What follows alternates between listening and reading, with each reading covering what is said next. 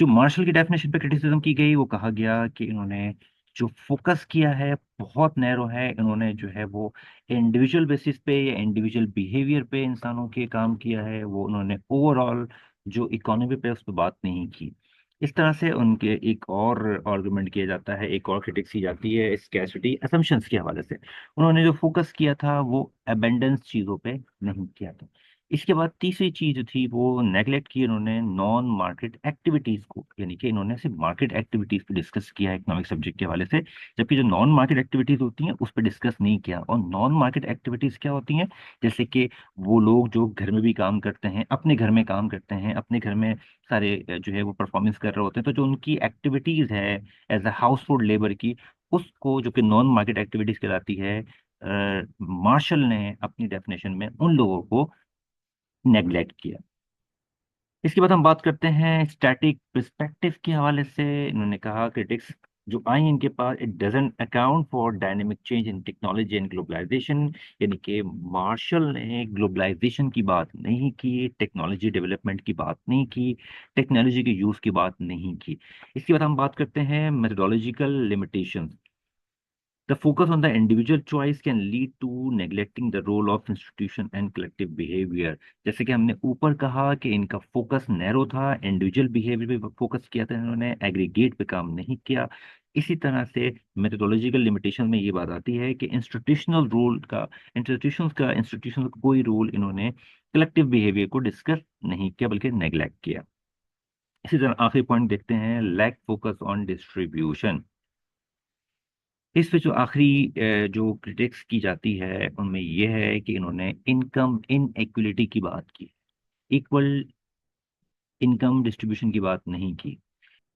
Martial की criticism के बाद हम बात करेंगे कि रॉबिन्स की इकोनॉमिक्स डेफिनेशन पे भी क्रिटिसिज्म की गई। वो कौन कौन से पॉइंट्स थे, वो कौन कौन सी बातें थी जिस बेस पे उनको या उनकी डेफिनेशन को क्रिटिसाइज का सामना करना पड़ा। तो पहला पॉइंट था स्कैर्सिटी। क्रिटिसाइज करने वाले जो इकोनॉमिस्ट हुए कहते थे कि रॉबिन्स ने अपनी पूरी इकोनॉमिक्स की डेफिनेशन को ओवर एम्फेसाइज कर दिया है स्कैर्सिटी पे। जबकि ये कहना था उन लोगों का कि सिर्फ और सिर्फ स्केयर रिसोर्सेज सबके लिए नहीं होते। उन्होंने जनरलाइज इसको नहीं किया जा सकता, बल्कि बहुत सारे लोगों के पास ऐसा भी है कि वेल्थ अवेलेबल होता है और उनको स्केयर रिसोर्सेज का सामना नहीं करना पड़ता। दूसरा पॉइंट जो जिस पे क्रिटिक्स की गई वो था मेथोडोलॉजिकल इंडिविजुअलिज्म। यानी कि रॉबिन्स ने अपनी इकोनॉमिक्स की डेफिनेशन के अंदर इंडिविजुअल बिहेवियर को ज्यादा फोकस किया है, और जो सोशल स्ट्रक्चर होता है, जो एग्रीगेट स्ट्रक्चर होता है, और जो सोसाइटी का स्ट्रक्चर होता है उसको उन्होंने नेग्लेक्ट किया। तीसरा जो इन पे तनकीद की जाती है वो लैक ऑफ नॉर्मेटिव कंसिडरेशन कहलाती है। यानी कि इन्होंने एथिकल डायमेंशन को इग्नोर किया। चौथा point, neglect of non market activities.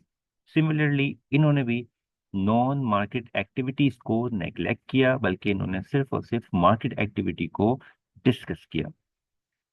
अगला पॉइंट है स्टैटिक नेचर।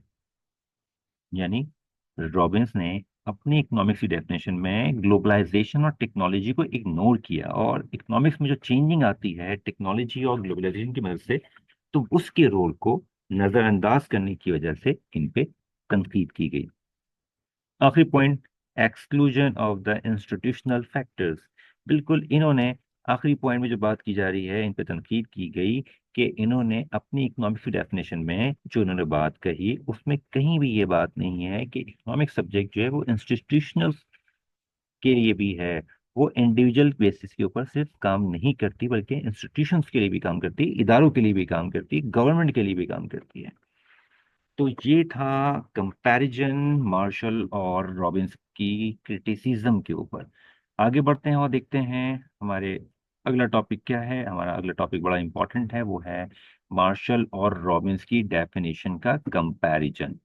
तो पहले हम देखते हैं एल्फ्रेड मार्शल की डेफिनेशन के हवाले से। जैसे कि हमने जाना और पढ़ा हमने अर्ली कि इकोनॉमिक्स जो सब्जेक्ट है एल्फ्रेड मार्शल की नज़र में वो स्टडी ऑफ मैनकाइंड था ऑर्डिनरी बिजनेस ऑफ लाइफ के अंदर।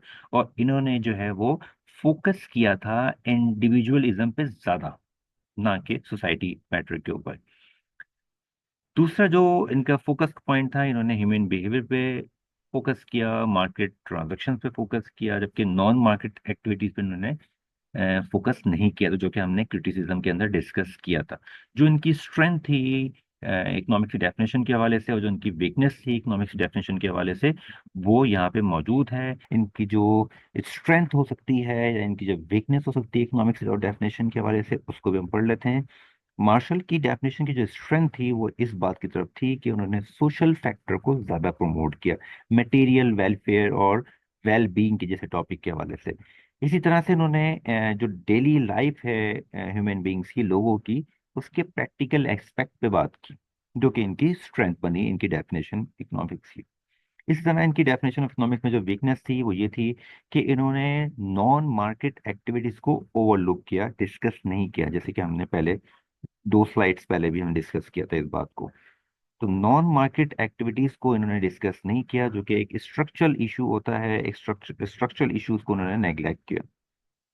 इसी तरह से दूसरा जो वीक पॉइंट है जो इनकी डेफिनेशन के अंदर, वो ये कि इनकी डेफिनेशन स्टैटिक थी, डायनेमिक नहीं थी। यानी कि जो ग्लोबलाइजेशन है, जो चेंजिंग आ रही है दुनिया भर में, लोग एक दूसरे से क्रॉस बॉर्डर ट्रेड कर रहे हैं, टेक्नोलॉजी का इस्तेमाल हो रहा है, जिससे आपकी मुल्क के अंदर जो इकोनॉमी है, जो इकोनॉमिक एक्टिविटीज है, उसमें इजाफा हो रहा है। तो उस फैक्टर को, डायनेमिक फैक्टर को, डायनेमिक चेंज को एल्फ्रेड मार्शल ने अपनी डेफिनेशन में ओवरलुक किया या नेग्लेक्ट किया। तो ये इनका वीक पॉइंट बना।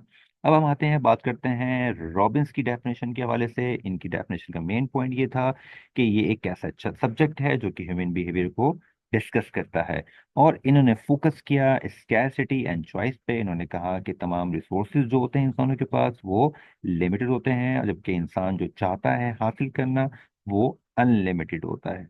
तो इनकी डेफिनेशन का जो मेन स्ट्रेंथ है, वो भी स्ट्रेंथ है ह्यूमन बिहेवियर के डिसीजन मेकिंग के। इंसान अपने तमाम जो डिसीजन मेकिंग है, जो इनका बिहेवियर है, वो इस सब्जेक्ट की गाइडलाइन के मुताबिक लेते हैं।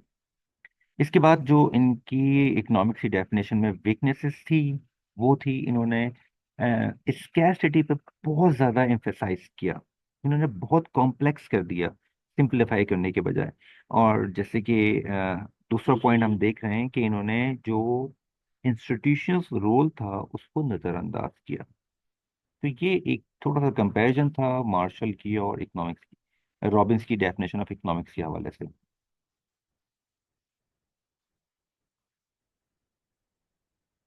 तो ये रही हमारी आज की वीडियो। हमसे जुड़े रहें हमारे इस सोशल मीडिया प्लेटफॉर्म के ऊपर, और हमारी वीडियो को देखते रहें। Thank you for watching my video. Like करें मेरी वीडियो को, शेयर करें अपने दोस्तों के साथ, और मेरे चैनल को सब्सक्राइब ज़रूर करें।